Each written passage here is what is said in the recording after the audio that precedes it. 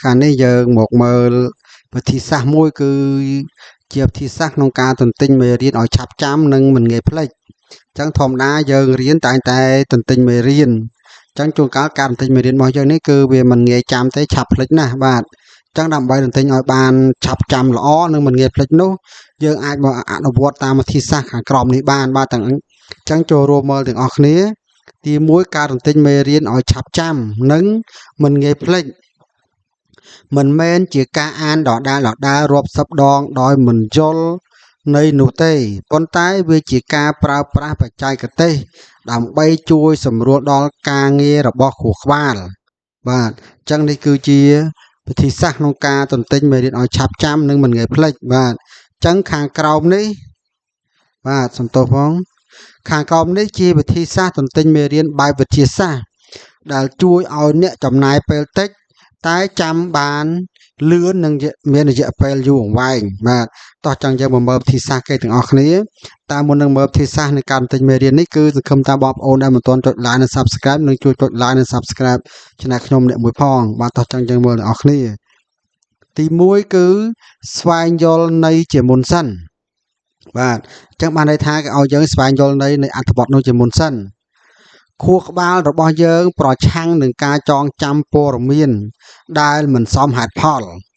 ឬព័ត៌មានដែលយើងមិនយល់បាទចំណុចមួយទៀតមុននឹងចាប់ផ្ដើមទន្ទិញចូលអានមេរៀនទាំងមូល1ឬ2ដងដើម្បីឲ្យយល់ពីសាច់រឿងឬគោលគំនិតធំរបស់រឿងរបស់វាចូលចងចាំថា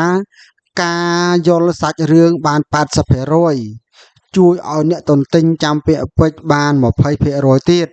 បានយ៉ាងងាយស្រួលបាទតោះចឹងយើងមកមើលចំណុចទី2បំបែកមេរៀនជាកង់បាទអញ្ចឹងកាលណាយើងទន្ទិញមេរៀនទាំងវែងតែម្ដងគឺយើងមិនចាំទេអញ្ចឹងយើងត្រូវតែបំបែកវាជាខ្លីឲ្យខ្លីជាកង់មក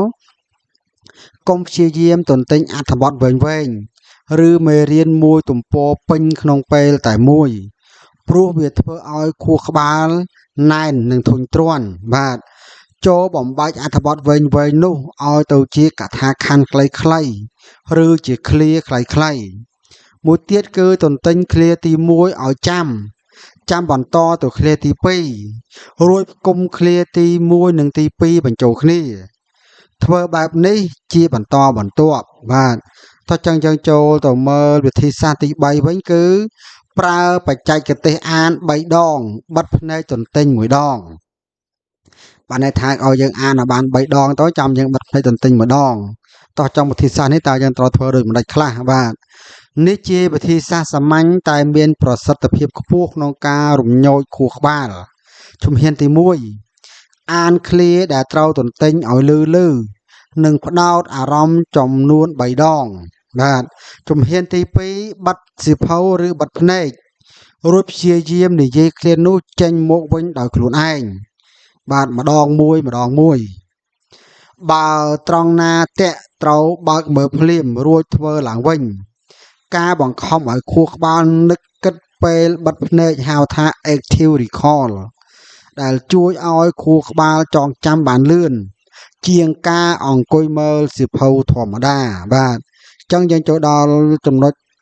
ជំហានទី4បាទជំហានទី4គឺបង្កើតពាក្យកន្លឹះឬអក្សរកាត់បើមេរៀនមានចំណុចរាយច្រើនត្រូវទន្ទិញចូលយកអក្សរដើមនៃពាក្យនីមួយមកបង្កើតជាពាក្យកាត់ឬប្រយោគកំប្លែងដែលងាយចាំបាទឧទាហរណ៍បើត្រូវចាំឈ្មោះវីរៈបុរសឬលក្ខណៈ5យ៉ាងចូលយកព្យញ្ជនៈដើមនៃពាក្យទាំង5នោះមកផ្គុំគ្នាជាពាក្យថ្មីមួយដោយប្លែកបាទដែលប្លែក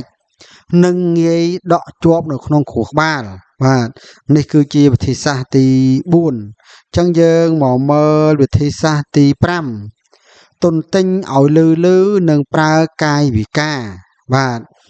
ការទន្ទិញស្ងាត់ដោយប្រើតែភ្នែកធ្វើឲ្យខួរក្បាលងាយងងុយគេងនិងបាត់បង់ការផ្ដោតអារម្មណ៍ទី1គឺការប្រើសំឡេងបាទការទន្ទិញបញ្ចេញសំឡេង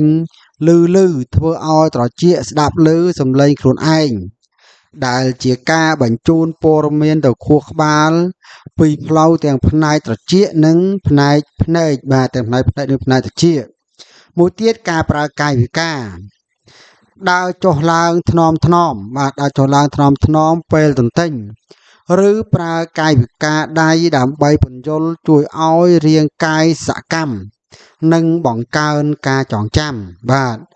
តើចឹងយើងចូលទៅមើលនៅចំណុចជាបន្តទៀតបាទនេះ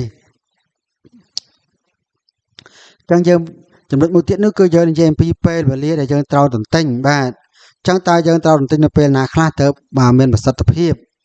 ចឹងពេលដែលយើងត្រូវទន្ទិញដែលមានប្រសិទ្ធភាពនោះគឺពេលព្រឹកព្រលឹមចាប់ពីម៉ោង5ដល់ម៉ោង7ព្រឹកជាពេលដែលខួរក្បាលទៅតែភ្ញាក់ពីគេងមានថាមពលពេញលេញនិងមិនទាន់មានរឿងរ៉ាវរំខានធ្វើឲ្យការទន្ទិញឆាប់ចាំបំផុតបាទមួយទៀតគឺមុនពេលចូលគេងទន្ទិញរំលឹកមេរៀនឡើងវិញតិចមុនពេលគេងព្រោះនៅពេលយើងគេងខួរក្បាលយើងនឹងរៀបចំទុកដាក់ព័ត៌មានទាំងនោះទៅជាការចងចាំរយៈពេលវែងបាទអញ្ចឹងមានវិធីសាស្ត្រប៉ុណ្នេះដើម្បីធ្វើឲ្យការទន្ទិញមេរៀនរបស់យើងនេះគឺឆាប់ចាំហើយនឹងចាំបានរយៈពេលយូរទៀតបាទចឹងសង្ឃឹមថាមិនអ្នកសិក្សាដូចជាបងប្អូនសិស្សានុសិស្សទាំងអស់គ្នាយកវិធីសាស្ត្រទាំងនេះយកទៅអនុវត្តមើលថាតើមានអ្វីប្លែកដែរឬទេចំពោះការទន្ទិញមេរៀនរៀងរាល់ថ្ងៃរបស់បងប្អូនទាំងអស់គ្នាបាទចឹងវីដេអូនេះក៏សូមបញ្ចប់ត្រឹមតែប៉ុណ្ណេះជួបគ្នានៅវីដេអូក្រោយៗទៀត